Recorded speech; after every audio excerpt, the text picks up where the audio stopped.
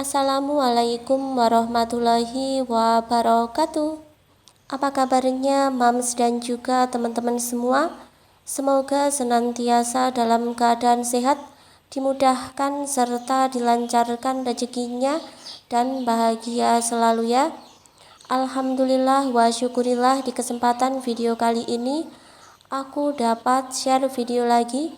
Di sini aku akan sharing seputar mengelola keuangan rumah tangga, dan di video kali ini aku akan mengelola pendapatan warung dengan pendapatan berkisar 250.000 sampai 300.000 rupiah per harinya. Nah, di sini aku mendapatkan pertanyaan ini dari salah satu bunda yang mengirimkan pertanyaannya melalui komentar di YouTube, bernama Bunda Fahri, dengan kondisi keluarga yang terdiri dari suami, istri, dan mempunyai 1 orang anak yang sudah usia sekolah. Nah, di sini teman-teman, pendapatan warung itu sendiri merupakan pendapatan yang tidak tetap, karena untuk pendapatan di setiap harinya tentunya saja berbeda, tergantung dari banyak atau sepinya pembeli ya teman-teman. Dan untuk mengelola pendapatan warung itu sendiri supaya warung yang kita punya itu bisa jalan terus gitu ya teman-teman, dan juga bisa berkembang.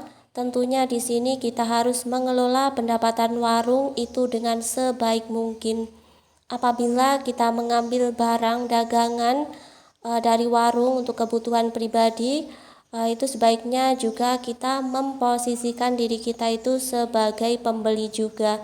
Karena kalau tidak disiplin, tentu saja modal pada warung kita bukan malah bertambah, tapi lama-kelamaan justru akan semakin berkurang, yang bisa mengakibatkan barang dagangan di warung juga semakin sedikit. Kalau tidak melakukan penambahan modal, maka warung kita juga berkembangnya juga semakin lama.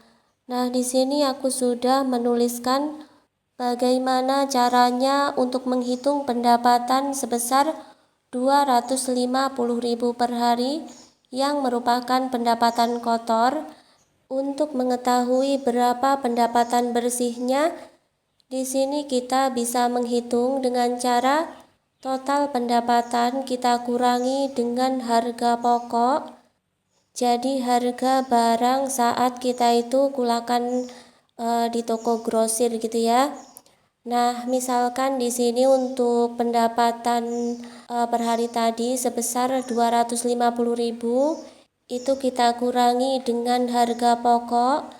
Nah, misalkan di sini untuk harga pokok saat kita gulakan barang itu sebesar 180.000 rupiah. Nah, di sini kita sudah menemukan keuntungan bersihnya, yaitu sebesar 70.000 rupiah. Nah, dari sini kita akan menulis cara mengelolanya.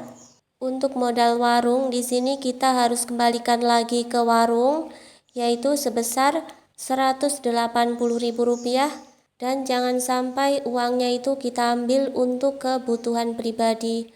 Karena kalau kita ambil modal kita sebesar 180.000, nanti isian warungnya akan semakin berkurang dan pendapatan setiap harinya juga akan berkurang. Kemudian untuk keuntungan bersih sebesar 70.000 setiap hari. Nah, di sini kalau kita kalikan 30 hari atau untuk pendapatan selama 1 bulan, akan terkumpul sebesar 2.100.000 rupiah. Nah, dari pendapatan bersih yang kita peroleh tadi, apabila di sini usaha yang kita jalankan itu hanya warung, dan ini tuh kita gunakan untuk memenuhi semua kebutuhan sehari-hari gitu ya teman-teman. Jadi untuk cara mengelolanya, di sini kita tuliskan yang pertama yaitu untuk kewajiban. Karena di sini aku juga tidak tahu untuk kewajiban dari Bunda Fahri itu apa saja, tadi tidak disebutkan. karena di sini Bunda Fahri hanya ingin gambarannya saja bagaimana cara mengatur pendapatan harian dari warungnya sebesar 250.000 per hari. Nah, di sini misalkan untuk kewajiban yang sudah aku tuliskan itu aku ambil 15% dari pendapatan bersih tadi, yaitu sebesar Rp315.000 untuk membayar kewajiban per bulannya. Kemudian untuk kebutuhan, nah kalau untuk kebutuhan di sini aku bisa membuatkan rinciannya ya teman-teman. Karena untuk kebutuhan itu bisa kita rencanakan, sedangkan untuk kewajiban itu sudah merupakan hal yang pasti dan tak bisa kita kurangi gitu ya, atau kita tambah atau kita kurangi anggarannya. Nah, yang pertama untuk kebutuhan di sini yaitu untuk membeli beras. Di sini aku anggarkan sebesar Rp200.000.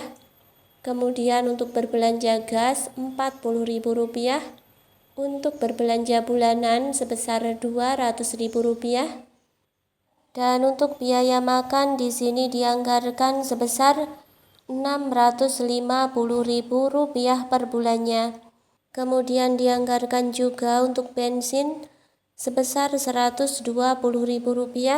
Kemudian dana darurat sebesar Rp100.000. Nah, untuk dana darurat di sini wajib untuk dianggarkan setiap bulan ya. Nah, teman-teman, di sini juga kuanggarkan untuk jajan anak dianggarkan sebesar Rp200.000 per bulan. Kemudian di sini aku total untuk kebutuhan per bulan yaitu menghabiskan anggaran sebesar Rp1.510.000. Nah, di sini tadi aku lupa ya teman-teman, belum aku tuliskan untuk sisa pendapatannya. Jadi dari pendapatan bersih 2.100.000 per bulan, di sini kita kurangi 315.000, itu masih ada sisa Rp1.785.000. Kemudian dikurangi lagi 1.510.000, jadi masih ada sisa pendapatan sebesar Rp275.000. Nah, untuk sisanya ini dianggarkan untuk tabungan ya. Jadi yang pertama di sini untuk tabungan pribadi ini kita sendirikan ya, sebesar Rp150.000 per bulan. Kemudian untuk tabungan yang kedua yaitu kita tabung sebagai tambahan modal warung sebesar Rp125.000. Nah, jadi di sini Bunda Fahri sudah memiliki dua tabungan. Yang pertama yaitu tabungan berupa uang, kemudian yang kedua yaitu tabungan berupa barang dagangan yang nantinya bisa membuat warung Bunda Fahri itu bisa semakin berkembang. Dan kalau kita melakukan penambahan modal, nantinya pendapatan juga akan semakin bertambah. Sekian dulu video aku pada kesempatan kali ini. Semoga video ini bisa bermanfaat untuk Bunda Fahri dan juga bunda-bunda lainnya yang mungkin memiliki persoalan yang sama pula. Akhir kata, wassalamualaikum warahmatullahi wabarakatuh. Sampai jumpa di video aku selanjutnya.